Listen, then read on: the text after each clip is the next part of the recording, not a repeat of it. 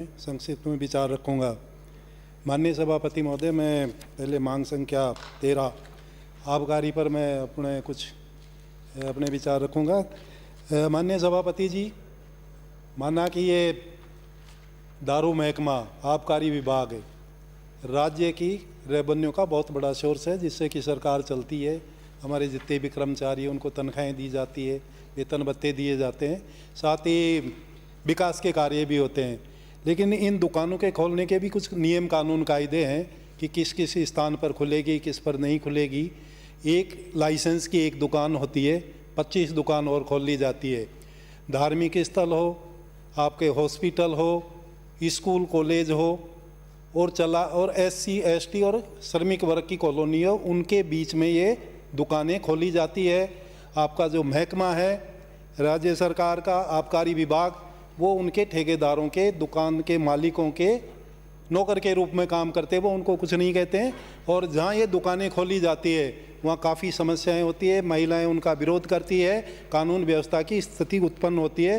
तो कृपा करके इस तरीके से जो लाइसेंस दिए जाए वो एक दुकान के लिए दिया जाए और ये प्रतिबंधित स्थानों पर नहीं दिया जाए। दूसरी बात है कि हथकढ़ शराब है, ये भारी संख्या में बहुत लोग इसमें लगे हुए हैं और इसका ये होता है कि गरीब लोग कई जगह पहले भी यहाँ राजस्थान में भी ऐसे कई लोग हथकढ़ शराब पी के मरे हैं, दूसरे प्रदेशों में भी है। तो इस पर भी प्रभावी तरीके से नियंत्रण रखा जाए। मैं अब आता हूँ माननीय सभापति महोदय, चिकित्सा लोक स्वास्थ्य पर।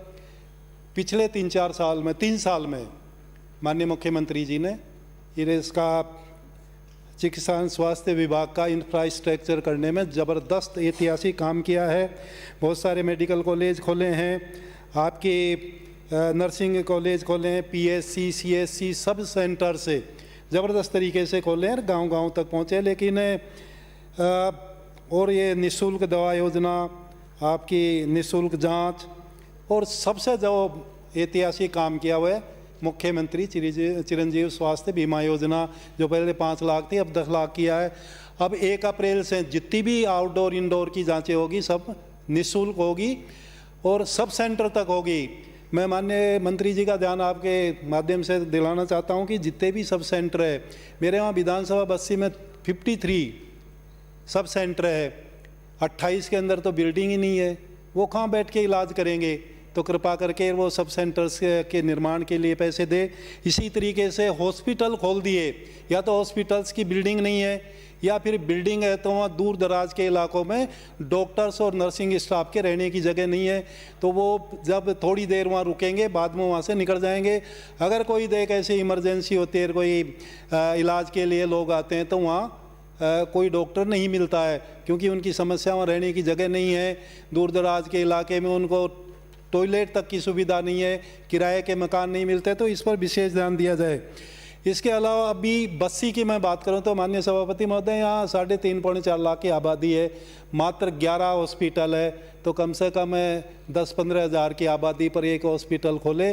और जो बड़े बड़े गाँव हैं, जैसे मैं नाम लेऊँगा, आपका पाटन है, बठेरी है, बूढ़थल है, काशीपुरा है, देवगांव है, इनमें भी PSC खोलने की बहुत आवश्यकता है, ताकि लोगों को सस्ता और नकदी के स्वास्थ्य सुविधा मिल सके। 1 अप्रैल 2022 से आपकी निःशुल्क आउटडोर ये हो जाएगी। काफ़ी लोग आएंगे, क्योंकि कैशलेस है, इसमें एक जेब से पैसा नहीं होगा। तो इसके लिए जो व्यवस्था की जाए, नर्सिंग स्टाफ की बहुत ज़्यादा वो है। माननीय मंत्री जी ने एक आदेश तो किया कि साहब ये जितने भी डेपुटेशन पर है या दूसरी जगह पोस्टिंग है लगे हुए दूसरी जगह, लेकिन वो सारे लोगों ने अभी ज्वाइन नहीं किया।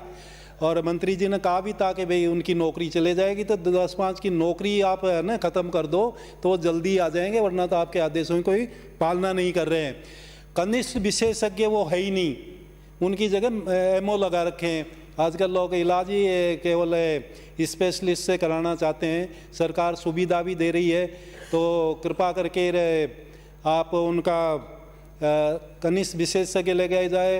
दूसरे जो डॉक्टर्स की पोस्ट खाली है, जैसे भी 2000 डॉक्टर्स की है, तो हमारे बस्सी के हिस्से में भी आते होंगे 5-6-7 डॉक्टर की, तो वहाँ भी खाली है, तो उनकी भी जल्दी से जल्दी पदस्थापन किया जाए।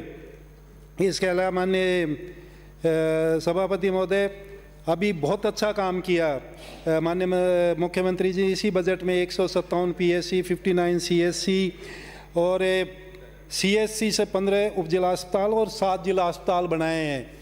और इसके लिए तो मैं माननीय मुख्यमंत्री जी का धन्यवाद करता हूँ, आभार व्यक्त करता हूँ। लेकिन बस्सी में भी ज़रूरत है, वहाँ उप जिला अस्पताल बनाए हैं, ज़मीन उपलब्ध नहीं है, तो वहाँ एक फार्म है RCDF का, उससे हमने 12 बीघा ज़मीन की मांग की है।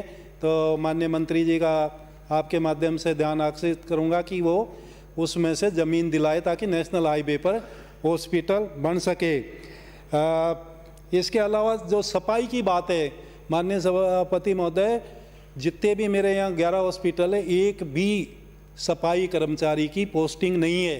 तो फिर सफाई की बात करना तो बेकार है, क्योंकि सफाई कर्मचारी ही नहीं है, तो फिर कैसे करें। वार्ड बॉयज नहीं है, नर्सिंग स्टाफ नहीं है, जबकि केवल डॉक्टर का काम है, डॉक्टर देख लेगा, प्रिस्क्रिप्शन लिख देगा, बाकी सारा काम नर्सिंग स्टाफ और वहाँ के वार्ड बॉय और जो है सफाई कर्मचारी करते। तो इनके बढ़ने की कार्रवाई जल्दी से जल्दी करने की कृपा करें ताकि लाभ मिल सके। आपने मेरे को बोलने का समय दिया, उसके लिए बहुत बहुत धन्यवाद।